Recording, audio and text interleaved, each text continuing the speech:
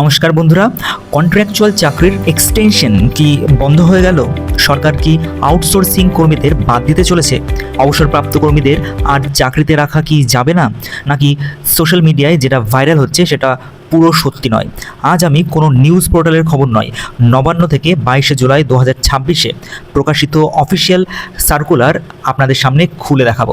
এটা একটা লাইন যা যা বলা হয়েছে এই সার্কুলারে তা আমরা সহজ ভাষায় বুঝে নেব। তো চলো সার্কুলারটা ভালোভাবে দেখা যাক। সবার প্রথমে দেখতেই পাচ্ছ, office of the chief secretary government of West Bengal অর্থাৎ পশ্চিমবঙ্গ মুখ্য সচিবের দপ্তর থেকে এই সার্কুলারটা জারি করা হয়েছে 22শে জুলাই। সাবজেক্টে লেখা রয়েছে guidelines regarding timely review of extension of man power supply agencies and re-employment of retired government servants and prevention of unauthorised extensions. এটাকে খুব সহজভাবে যদি বুঝি, সরকার এখানে তিনটি বিষয় নিয়ে কিন্তু কথা বলেছে। প্রথমটা হলো ম্যান পাওয়ার সাপ্লাই এজেন্সি, দ্বিতীয়টি হলো রিটায়ার্ড গভর্নমেন্ট সার্ভেন্টস এবং তৃতীয় হলো আনঅথরাইজড এক্সটেনশন। এখন এখানেই প্রথম বিভ্রান্তিটা আমরা দূর করে নেব। অনেকেই বলেন যে বা ভাববেন যে কন্ট্রাকচুয়াল কর্মীদের কথা বলা হয়েছে, কিন্তু আমি আপনাদের সামনে সার্কুলারের ভাষায় বলছি, এই পুরো সার্কুলারে কন্ট্রাকচুয়াল এমপ্লয়ি শব্দটা কিন্তু একবারও ব্যবহার করা হয়নি বা লেখা নেই। আবার আউটসোর্সিং এমপ্লয়ি শব্দটাও কিন্তু ব্যবহার করা হয়নি। এখানে বলা হয়েছে ম্যান পাওয়ার সাপ্লাই এজেন্সি। এখন প্রশ্ন হতে পারে, ম্যান পাওয়ার সাপ্লাই এজেন্সি বলতে কি বোঝানো হয়েছে? খুব সহজ ভাষায় বলি, ধরুন একটা সরকারি অফিসে 20 জন ডেটা এন্ট্রি অপারেটর দরকার। সরকার নিজে পরীক্ষা নিয়ে কর্মী নিল না, বরং সে কী করলো, সে কোনো একটা বেসরকারি ম্যান পাওয়ার এজেন্সির সঙ্গে চুক্তি করলো। সেই এজেন্সি কর্মী পাঠিয়ে দিল এই সরকারি দপ্তরে। এই ধরনের ব্যবস্থাকেই বলা হয় ম্যান পাওয়ার সাপ্লাই এজেন্সি। আবার আরেকটা বিষয়, যদি সরকার নিজেই বিজ্ঞপ্তি প্রকাশ করে সরাসরি চুক্তিভিত্তিক কর্মী নিয়োগ করে, সেটা কিন্তু সম্পূর্ণ আলাদা বিষয়। সেই ধরনের কর্মীকে আমরা সাধারণত কন্ট্রাকচুয়াল এমপ্লয়ি বলি। অর্থাৎ কন্ট্রাকচুয়াল রিক্রুটমেন্ট আর ম্যান পাওয়ার সাপ্লাই এজেন্সি এই দুটো সবসময় কিন্তু এক জিনিস নয়। এই সার্কুলারে সরকার কন্ট্রাকচুয়াল রিক্রুটমেন্ট নিয়ে কোনো আলাদা নির্দেশ দেয়নি। এখানে মূলত ম্যান পাওয়ার সাপ্লাই এজেন্সি এবং রিটায়ার্ড গভর্নমেন্ট সার্ভেন্টস নিয়ে আলোচনা করা হয়েছে। এই পার্থক্যটা কিন্তু মাথায় রাখবেন। এবার আমরা প্রথম অনুচ্ছেদে চলে আসি। এবার সরকার কি বলছে? সরকার বলছে যে অনেক সরকারি দপ্তর বা ডিপার্টমেন্ট আছে যারা বারবার অর্থ দপ্তর এবং P&AR ডিপার্টমেন্ট অর্থাৎ পার্সোনাল অ্যান্ড অ্যাডমিনিস্ট্রেটিভ রিফর্ম ডিপার্টমেন্টের কাছে অনুমতি চাইছে ম্যান পাওয়ার এজেন্সির চুক্তির মেয়াদ বাড়ানোর জন্য। এছাড়া অবসরপ্রাপ্ত সরকারি কর্মীদের আবার চাকরিতে রাখার জন্য অনুমতি চাইছে।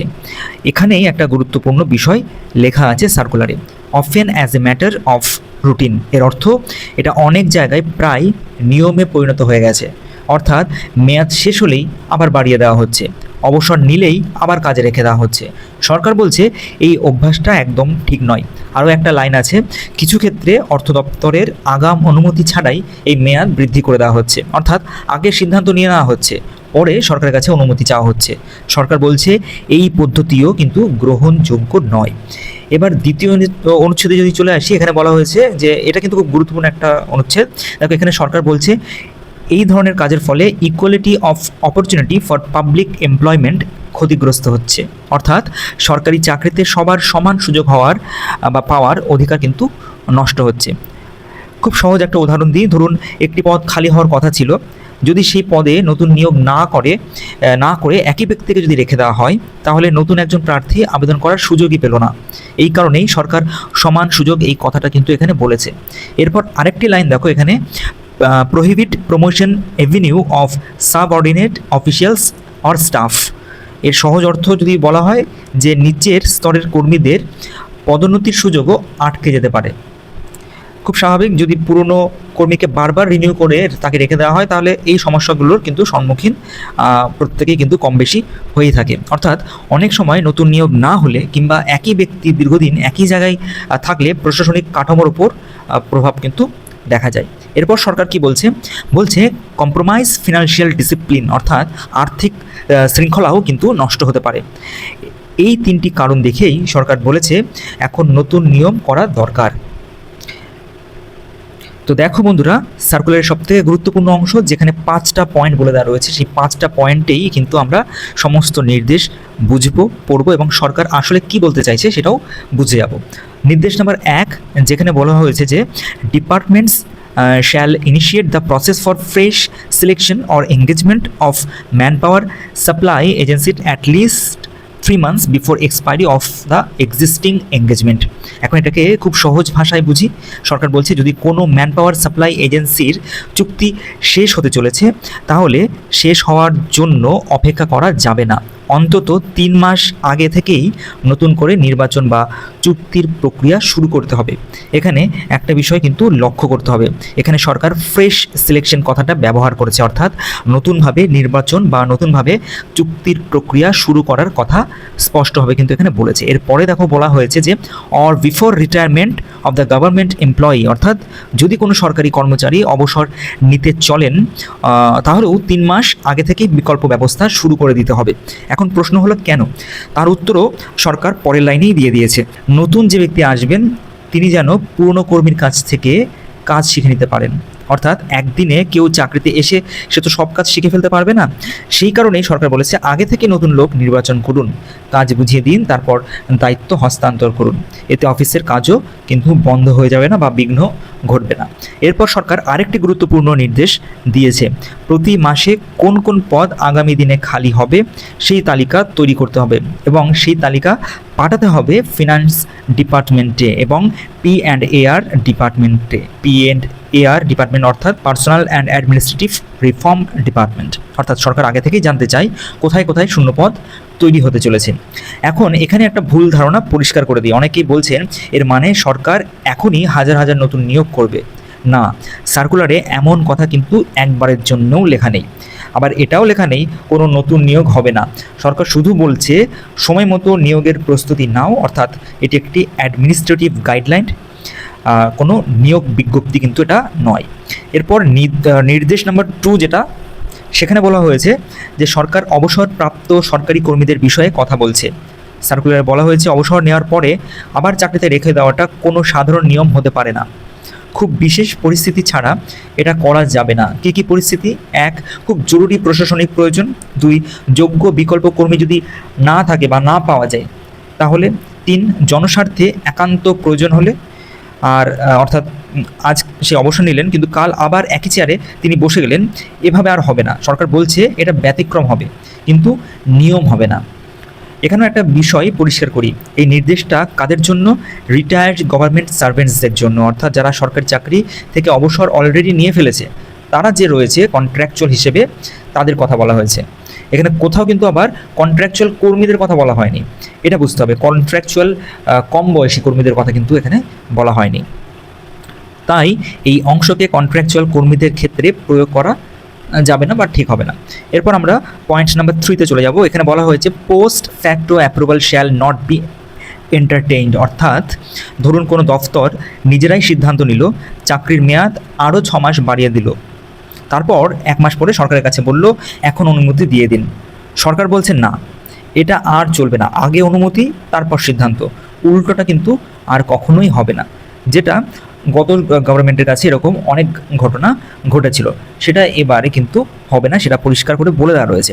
আরও বলা হয়েছে যদি সময় মতো শূন্য পদ পূরণের ব্যবস্থা না করা হয় তাহলেও সেটিকে গুরুত্ব সহকারে দেখা হবে, অর্থাৎ শেষ মুহূর্ত পর্যন্ত অপেক্ষা করে পরে বলল লোক নেই, এই যুক্তি কিন্তু কোনোভাবেই গ্রহণযোগ্য হবে না, কারণ সরকার ইতিমধ্যেই বলে দিয়েছে 3 মাস আগে থেকেই প্রস্তুতি নিতে হবে। এবার আসি চতুর্থ নির্দেশে। সার্কুলারে লেখা আছে this instructions shall be applicable to the departments, local bodies, statutory bodies, public sector undertaking and all government aided institutions.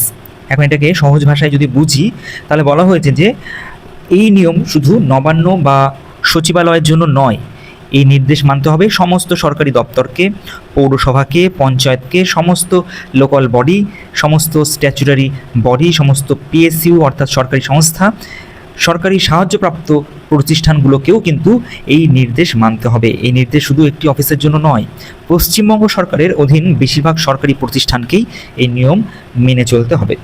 এরপর নির্দেশ নাম্বার 5-এ বলা হয়েছে, অর্থাৎ লাস্ট নির্দেশ, সেখানে বলা হয়েছে head of the department shall be personally responsible for compliance of this instructions. এটার খুব সহজ অর্থ, প্রত্যেক দফতরের প্রধানকে নিশ্চিত করতে হবে এই নিয়ম ঠিকভাবে মানা হচ্ছে কি না।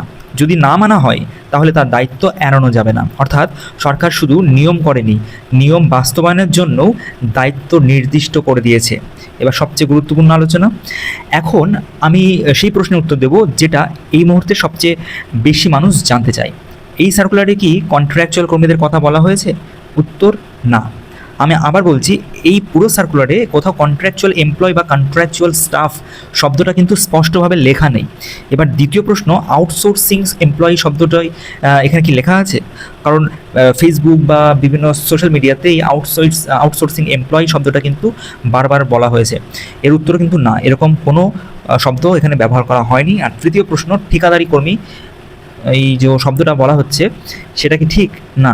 তাহলে কি লেখা আছে? সার্কুলারে লেখা আছে ম্যান পাওয়ার সাপ্লাই এজেন্সি। এখন প্রশ্ন, এর মানে কি?